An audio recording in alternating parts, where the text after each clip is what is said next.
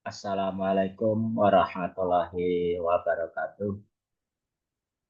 Bismillah, Alhamdulillah, Allahumma sholli ala Sayyidina Muhammadin wa ala alihi amma ba'du. Alhamdulillah, syukur Bapak Ibu, pada kesempatan ini kita bisa melanjutkan kembali pembahasan kita tentang kurikulum dan perencanaan pembelajaran informatika. Semoga segala aktivitas kita pada hari ini akan selalu memperoleh berkah, manfaat, ridho, dan pahala dari Allah Subhanahu wa Ta'ala. Amin ya Rabbal 'Alamin. Kedua kalinya, salawat serta salam semoga selalu tercurahkan kepada junjungan kita Nabi besar Muhammad Shallallahu Alaihi Wasallam, pada keluarga, sahabat, dan umatnya. Semoga termasuk kita semua yang hadir di ruang virtual ini. Bapak Ibu, hari ini kita akan membahas tentang konsep dasar perencanaan dan kelengkapan administrasi pembelajaran informatika. Jadi, kemampuan merencanakan itu termasuk pada kompetensi yang harus dimiliki oleh guru, yaitu masuk pada kompetensi pedagogik. Jadi ada 4 kompetensi yang harus dimiliki oleh guru, antara lain kompetensi pedagogik, kedua kompetensi profesional, ketiga kompetensi kepribadian, keempat kompetensi sosial. Nah, kali ini terkait dengan perencanaan itu masuk pada kompetensi pedagogik. Indikator dari kompetensi pedagogik itu antara lain meliputi pemahaman pada karakteristik siswa, baik dari aspek fisik, moral, mental, spiritual, sosial, emosional, intelektual, dan lain-lain. Kemudian pemahaman tentang teori-teori belajar, metode-metode pembelajaran. Indikator yang berikutnya tentang pengembangan kurikulum, kemampuan guru untuk mengembangkan kurikulum, khususnya menganalisis, membuat turunan dari capaian pembelajaran di setiap mata pelajaran, menerjemahkannya ke dalam tujuan pembelajaran atau TP, kemudian membuat alur tujuan pembelajaran sampai ke membuat modul ajar. Indikator yang berikutnya untuk kompetensi pedagogik itu juga meliputi kemampuan merencanakan dan melaksanakan pembelajaran. Di sini penting bagi guru untuk membuat perencanaan sebelum mengajar. Jadi tidak asal-asalan mengajar. Minimal setiap kali masuk kelas sudah disiapkan materi ajar, bahan ajar yang akan diajarkan, akan disampaikan di kelas. Kemudian masuk juga pada kompetensi pedagogik adalah pemanfaatan atau kemampuan teknologi, kemampuan IT dari guru untuk mendukung pembelajaran yang dilakukan.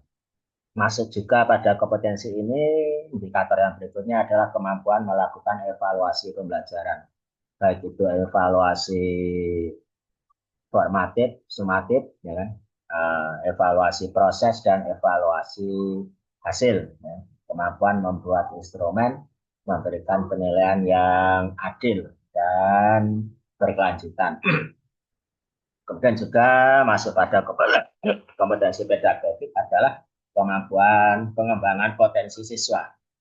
Guru harus mampu memfasilitasi pengembangan potensi yang dimiliki oleh siswa agar siswa dapat mengaktualisasikan dirinya.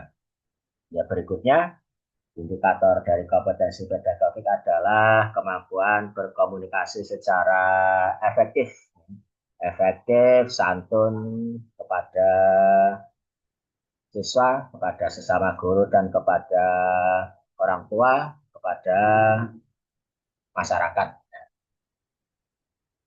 Nah, hari ini kita akan bahas tentang konsep dasar perencanaan dan kelengkapan administrasi pembelajaran guru informatika itu apa saja.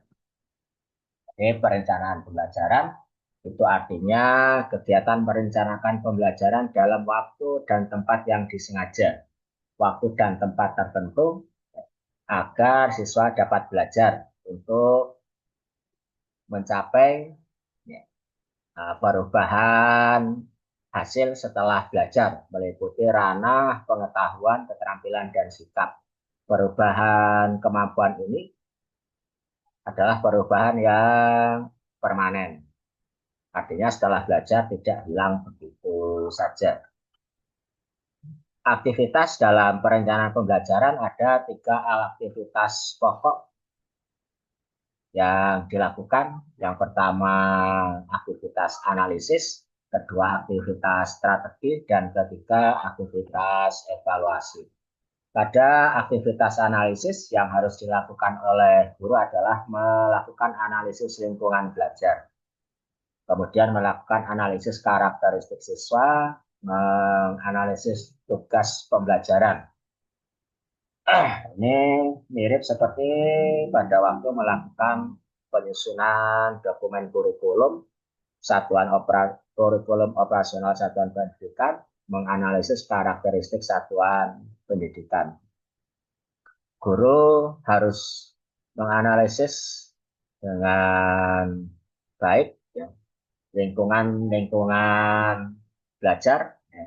Jadi ada beberapa kemungkinan masalah-masalah yang akan ditemui ketika melaksanakan pembelajaran, baik di kelas maupun di laboratorium komputer. Kemudian analisis karakteristik siswa. Penting bagi guru untuk mengetahui kondisi siswa, kondisi ekonomi, gaya belajar siswa, ya kan, kemampuan penguasaan materi. Walaupun secara umum dalam satu jenjang ya karakteristik hampir sama, tapi ada mungkin beberapa siswa yang membutuhkan perhatian khusus dari guru. Kemudian analisis tugas pembelajarannya. Jadi mau seperti apa prosedur yang akan dilakukan dalam pembelajaran itu. Langkah-langkah pembelajarannya, apa saja yang harus dilakukan oleh siswa. Kemudian yang kedua, aktivitas strategi. Di sini guru memilih, ya, menentukan strategi pembelajaran seperti apa yang mau dilakukan. Pendekatan apa yang mau dipakai, modelnya seperti apa, metodenya apa. Ya kan? Dalam aktivitas ini, ya di sini letak produksi perencanaan pembelajarannya, perangkat pembelajaran guru. Ya. Bahan ajarnya, kompetensi atau tujuannya, metode, media, materinya apa, kemudian evaluasinya seperti apa. Baik evaluasi proses maupun evaluasi hasil. Walaupun pada kebanyakan yang terjadi, yang dievaluasi hanya pada evaluasi hasil pembelajaran. Kemudian aktivitas evaluasi, ya evaluasi formatif, evaluasi program pembelajaran, evaluasi sumatif. Evaluasi formatif dan program pembelajaran di sini gunanya untuk mengetahui kelemahan-kelemahan yang terjadi pada pembelajaran yang dilakukan, sehingga bisa dilakukan perbaikan. Baik itu kelemahan atau kekurangan yang terjadi pada siswa maupun pada guru. Ini dilihat ya, setiap kali selesai melaksanakan pembelajaran dilakukan refleksi, ya, merenung kembali pada saat pembelajaran apa-apa saja yang perlu menjadi catatan untuk diperbaiki pada pertemuan yang berikutnya. Kemudian evaluasi sumatif. Evaluasi sumatif biasanya untuk mengukur hasil yang telah diperoleh siswa dalam kurun waktu tertentu. Biasanya ya asesmen tengah semester, asesmen akhir semester, asesmen kenaikan kelas, asesmen kelulusan. pada asesmen sumatif ketika memberikan nilai kepada siswa, ya, harus memperhatikan tiga ranah dalam hasil belajar. Ranah afektif atau ranah sikap, kemudian ranah kognitif, ranah pengetahuannya, teori, kemudian ranah psikomotorik atau ranah keterampilan atau praktek dalam informatikanya. Apa manfaat dari perencanaan pembelajaran? Banyak sekali manfaat dari perencanaan pembelajaran. Sehingga bisa dikatakan ini adalah kewajiban guru membuat perencanaan pembelajaran. Bisa dibuat sekaligus dalam satu semester atau dibuat sekaligus dalam satu tahun. Berikutnya tinggal ketika selesai pembelajaran ya di evaluasi kembali perencanaan yang telah dibuat. Jadi kalau ada revisi ya tinggal dicatat, dicoret saja ya kan, di perencanaan pembelajarannya diganti dengan metode atau strategi atau pendekatan yang lebih baik, yang lebih pas dengan kondisi kelas atau kondisi labornya.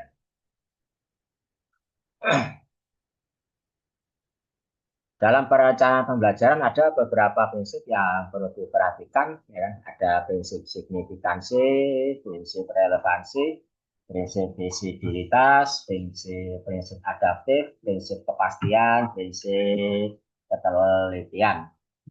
Di sini ini yang harus dipertimbangkan dan dijadikan acuan oleh guru.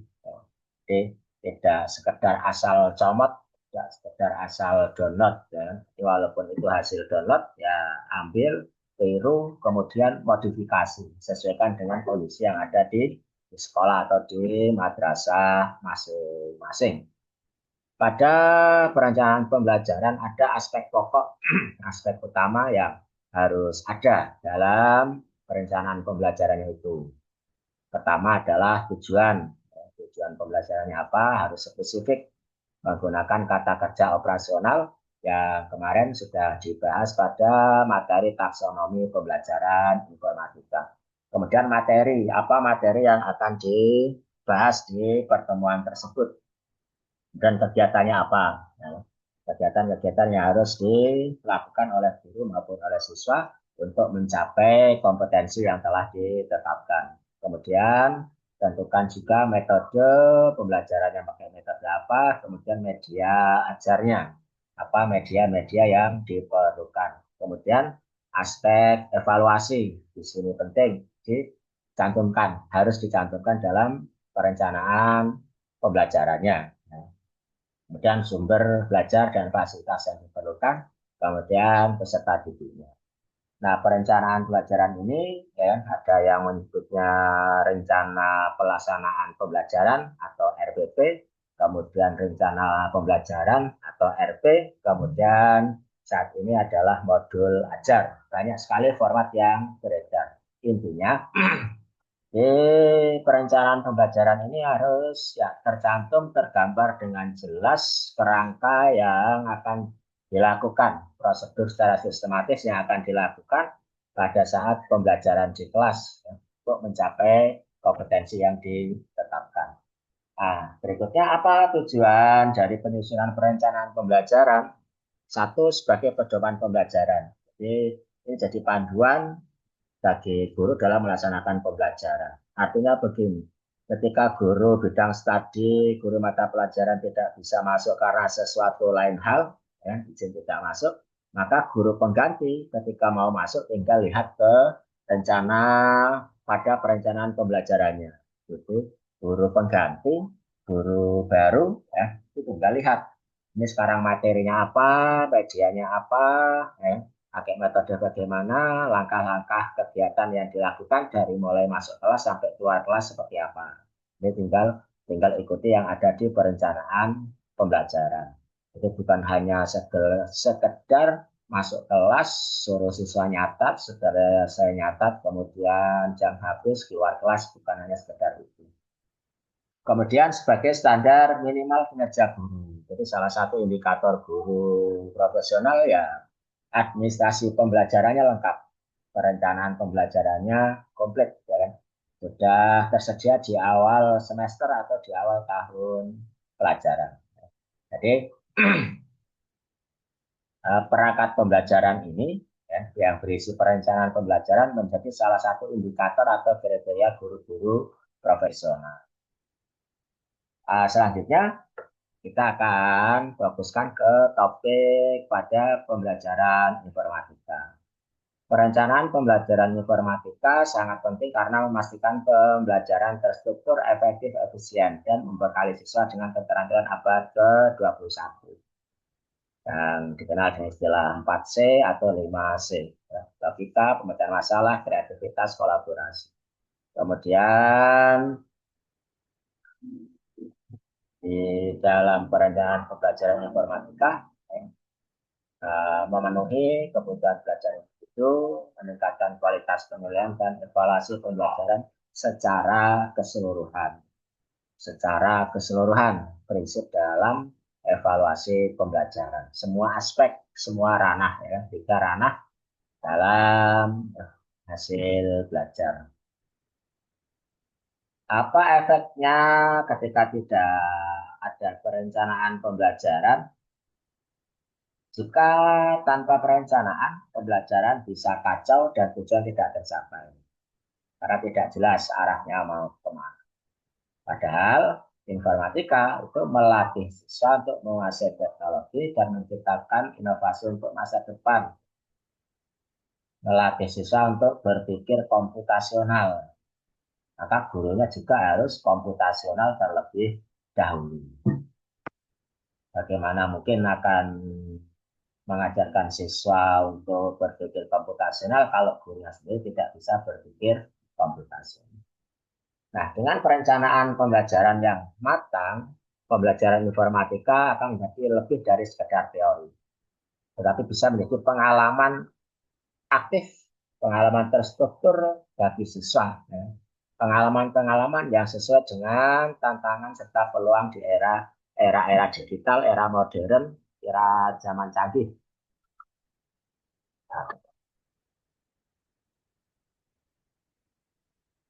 Pada pembelajaran informatika sesuai dengan kurikulum yang berlaku sekarang, ya, prinsip-prinsip yang harus diperhatikan adalah pembelajaran berdiferensiasi yang dikembangkan, pembelajaran berdiferensiasi. Kemudian penguatan profil, dimensi profil lulusan atau profil pelajar Pancasila atau kurikulum berbasis cinta. Kemudian kemerdekaan guru.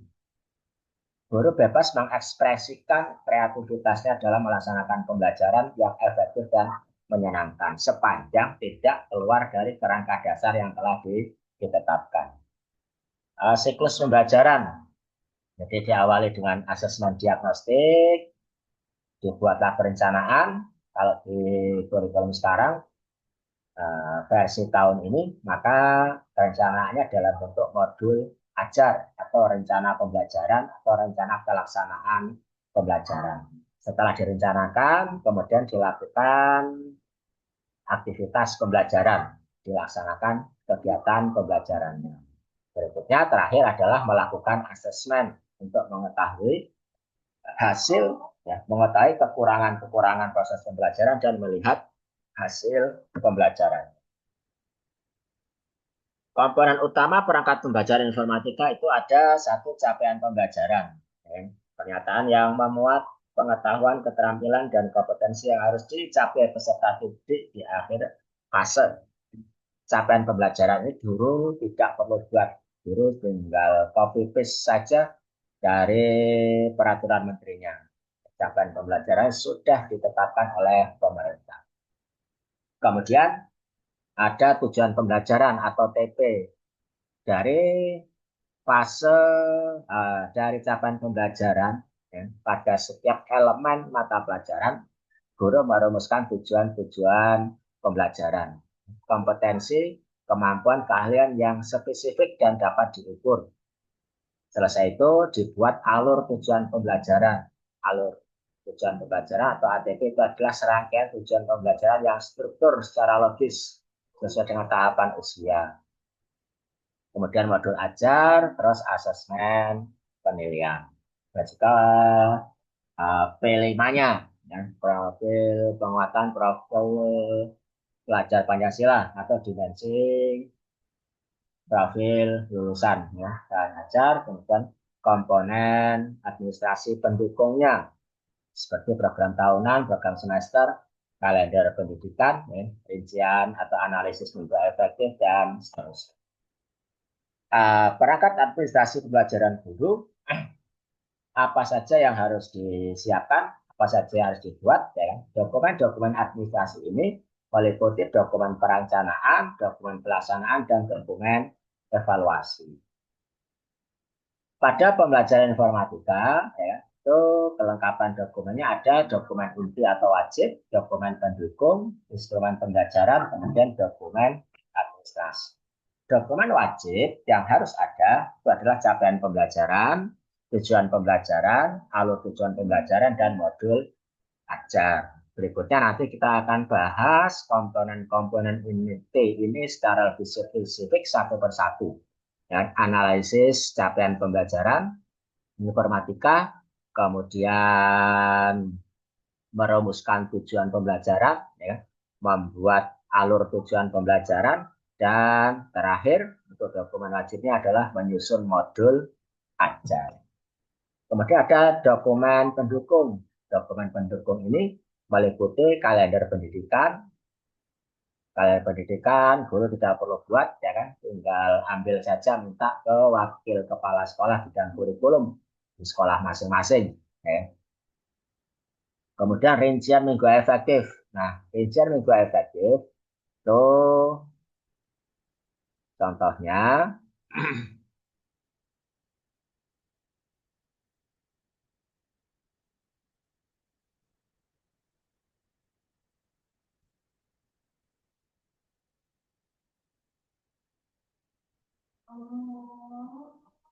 oke, ini contoh rincian minggu efektifnya, ya kan?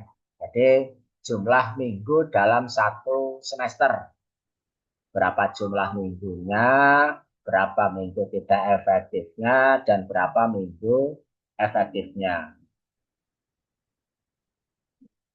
Dalam satu tahun, jumlah minggu itu kan ada 52 minggu. Eh, Kemudian untuk aktivitas pembelajaran itu ya kalau dibuat rata-rata 36 minggu, minggu efektif, ya, 36 minggu. Jadi kalau dibuat rata-rata per semester itu ada 26 minggu, kemudian hari efektifnya ya maksimal 18 minggu.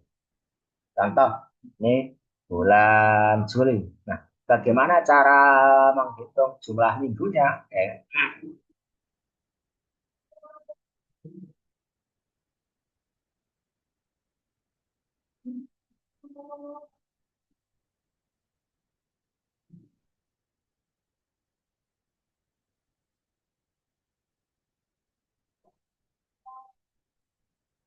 Lihat, misal ini kalender di bulan Februari tahun 2025.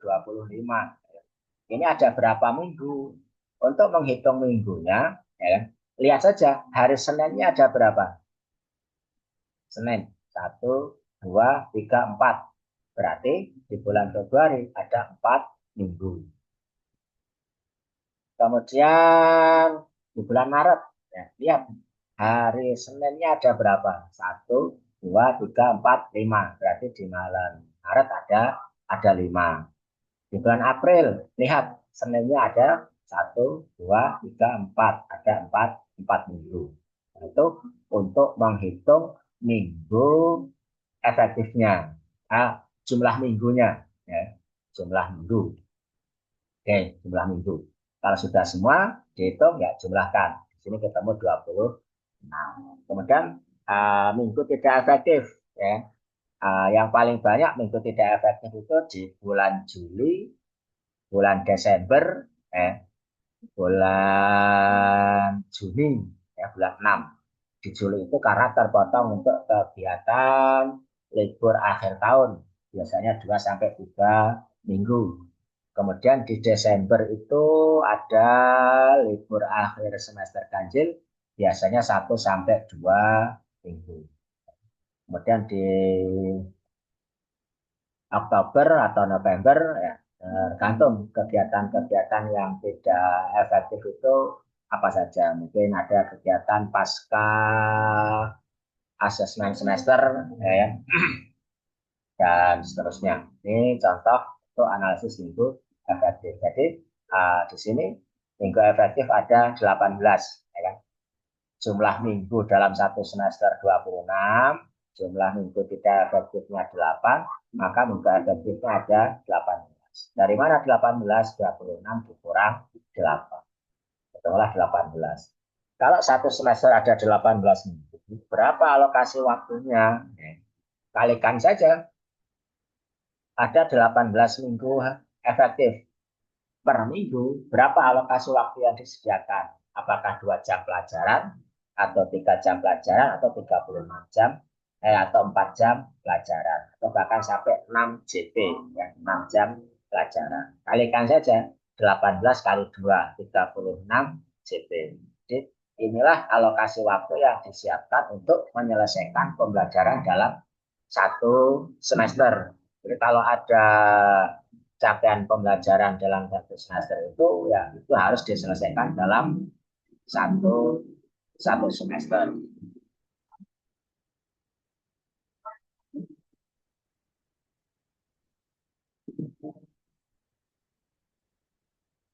Kemudian selain rincian minggu efektif ada program tahunan, program semester, program ketuntasan belajar, kriteria ketuntasan tujuan pembelajaran KKTP.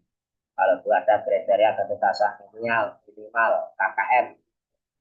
Atau standar minimal siswa dikatakan tuntas atau tidak tuntas. Kemudian ada instrumen pembelajaran. Instrumen pembelajaran itu antara lain ya ada buku guru, buku pokok maupun buku penunjang. Kemudian ada buku siswa, ya. Ada lembar kerja siswa atau lembar kerja peserta didik LKPD. Jadi LKPD atau LKS ini adalah LKS yang dibuat oleh minimal ya berisi tugas-tugas atau ringkasan materi setiap babnya. Jadi LKS di sini bukan LKS yang dijual secara profit. Dan jadi LKS di sini, LKPD di sini adalah LKPD atau LKS yang dibuat sendiri oleh. Kemudian instrumen asesmen, bank soal dan media pembelajaran, misal kayak video, slide PowerPoint dan lain sebagainya. Kemudian ada dokumen administrasi, ada buku absen, ya, absen siswa, buku nilai, ya, jurnal mengajar guru. Contoh jurnal mengajar guru seperti ini, jurnal, contoh jurnal.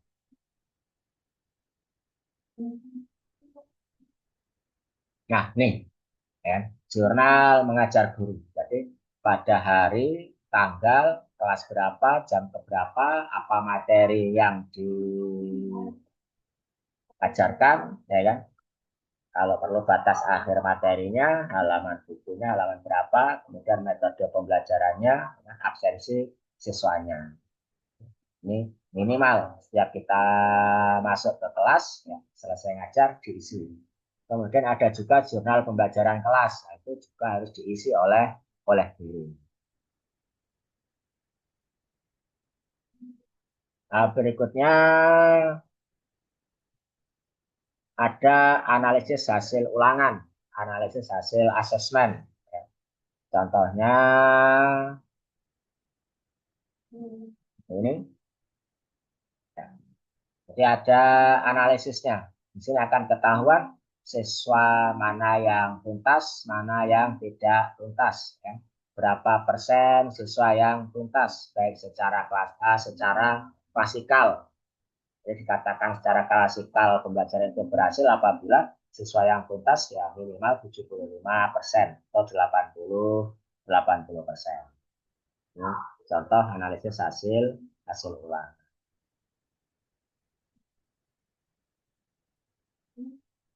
Kemudian ada catatan kegiatan kelas, ya kan? Catatan khusus dari guru tentang kejadian yang ada di kelas, hal-hal khusus yang harus dicatat oleh guru. Jadi kejadian-kejadian di luar perencanaan pembelajaran itu yang nanti akan jadi perhatian bagi guru untuk perbaikan perencanaan pembelajaran di pertemuan berikutnya. Nah, selain itu, ya kan, masih banyak ditemukan masalah-masalah tentang administrasi pembelajaran. Ya, beban administratif yang berlebihan. Mengapa berlebihan? Ya, banyak dokumen yang harus diselesaikan oleh guru. Ya, guru harus mengurus banyak dokumen, ya kan? Dari capaian pembelajaran atau CP, merumuskan tujuan pembelajaran atau PP, membuat alur tujuan pembelajaran atau ATP, membuat modul ajar, membuat rincian minggu efektif, membuat program tahunan, program semester, kemudian membuat kriteria ketutasan tujuan pembelajaran, dan dokumen-dokumen lain yang diperlukan, ya, untuk penilaian kinerja. Kemudian ada juga tuntutan ya aplikasi digital. Yang terkadang guru tidak bisa mengimbangi, menyesuaikan dengan perkembangan teknologi. Beban-beban administratif yang berlebat berat ini, ya, menyita waktu, tenaga, pikiran, dan biaya dari terkadang guru lebih banyak menghabiskan waktu untuk menyelesaikan dokumen-dokumen administratifnya daripada mengajar. Mengajar dikesampingkan, ya lebih mendahulukan ke dokumen administratif. Kemudian kualitas perangkat pembelajaran. Karena beban yang berat tadi, ya, akhirnya guru ya sudah, yang penting ada perangkat pembelajaran, ya kan? Tinggal download dari internet, kemudian ganti nama sekolah, ganti nama gurunya, ganti nama kepala sekolah. Tetapi sebaiknya kita sebagai guru-guru muda ya harus buat minimal ya download, kemudian dimodif lah ya, dimodifikasi, dilihat, dibaca, disesuaikan dengan kondisi sekolah. Kemudian permasalahan berikutnya adalah terdapatnya kekurangan dukungan teknologi, kekurangan dukungan dan teknologi. Ya. Sistem yang tersedia belum memungkinkan, ya, guru baru memungkinkan untuk memberikan kemudahan kepada. Kemudian tidak semua guru memiliki fasilitas peralatan teknologi yang dibutuhkan. Atau banyak juga sekolah yang belum memiliki fasilitas-fasilitas teknologi. Sehingga karena kekurangan ini, kemampuan guru dalam penguasaan teknologi, kekurangan dukungan perangkatnya juga, ya akhirnya guru melakukan secara manual. Sehingga waktu, tenaga, pikiran ya lebih tersita ke melengkapi beban administratif yang berlebihan. Kemudian perubahan regulasi dan kurikulum. Kurikulum akan selalu berkembang, selalu berubah mengikuti perkembangan zaman, mengikuti tuntutan pasar, ya kan? Maka guru harus adaptif, mampu beradaptasi dengan perkembangan kurikulum terhadap perubahan regulasi. Ya kan? Walaupun terkadang untuk regulasi yang baru, kurikulum baru itu belum dikuasai oleh guru, sudah berubah lagi kebijakannya. Sehingga kadang berlaku beda antara sekolah yang di daerah kota dengan daerah di desa. Kemudian waktu dan tenaga yang terbuang. Ini jelas. Tugas administratif yang banyak sangat menyita waktu dan tenaga guru. Sehingga mengurangi interaksi yang seharusnya terjadi antara guru dan siswa. Dengan adanya masalah-masalah tersebut, ya akan berdampak secara langsung ke kualitas pembelajarannya. Kualitas pelajaran menurun, motivasi guru juga karena sudah capek tadi, pikirannya terkuras, tenaganya terkuras untuk menyelesaikan beban administrasi, ya sudah akhirnya sekedar gugur kewajiban melaksanakan tugasnya masuk kelas. Ya. Sehingga ya efeknya fokus siswa atau perhatian siswa tidak fokus lagi. Siswa ya asal-asalan, karena guru juga asal-asalan dalam memberikan layanan pembelajaran. Apa solusi yang bisa diberikan untuk masalah-masalah ini? Ya, pertama otomatisasi proses, ya. Sistem digital untuk membuat dokumen dan pelaporan. Ya. Kemudian adakan pelatihan-pelatihan efisiensi. Untuk hal seperti ini yang tidak tercover oleh pemerintah, maka di sekolah, ya kan, kepala sekolah harus mengambil kebijakan untuk meningkatkan kompetensi kemampuan guru, melakukan ya pelatihan, workshop, diklat secara mandiri, baik secara sendiri di sekolah atau bergabung bersama-sama dengan sekolah lain, misal dalam satu subrayon atau satu KKM, ya, membuat forum-forum MGMP. Sebenarnya yang bisa dilakukan adalah penyederhanaan tugas, jadi mengurangi beban-beban tugas administratif dari sekolah, kolaborasi. Oke, alhamdulillah yang bisa kita bahas, yang bisa saya sampaikan, semoga bermanfaat. Mari kita tutup pembahasan kali ini dengan bersama melafalkan hamdalah. Wassalamualaikum warahmatullahi wabarakatuh.